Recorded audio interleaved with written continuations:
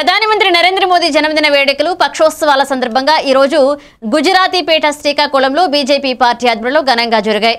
ఈ కార్యక్రమానికి బీజేపీ శ్రీకాకుళం నాయకులు ఆధ్వర్యంలో బీజేపీ నాయకులు రవితేజ ఎండి సింహాచలం స్పాన్సర్ చేశారు। శ్రీకాకుళానికి చెందిన మేధావి వర్గ వ్యక్తులు నరేంద్ర మోదీ దేశానికి చేస్తున్న సేవలను కొనియాడారు।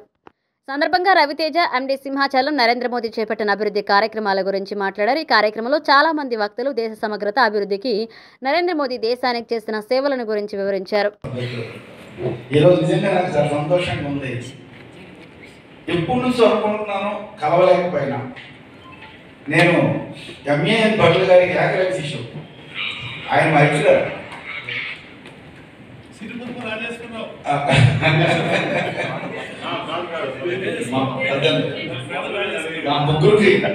మా ముగ్గురు అన్నదమ్ములకి ఆయన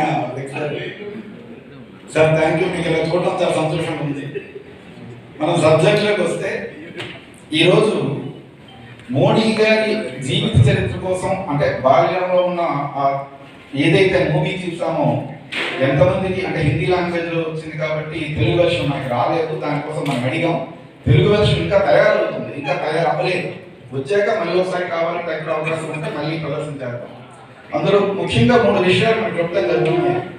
మొదటి చిత్రంలో మొదటి బాల్యంలో వాళ్ళ అమ్మగారు పొగగొట్టడం పొందుతుంటారు। ఈ ఒక్కరు వేరు వేరు విషయాలను మాత్రం ప్రస్తావించి నిజంగా ఈనాటి రౌండ్ టేబుల్ సమావేశానికి సార్థకత చేకూర్చాలని చెప్పేసి నేనైతే భావిస్తున్నాను। చివరిగా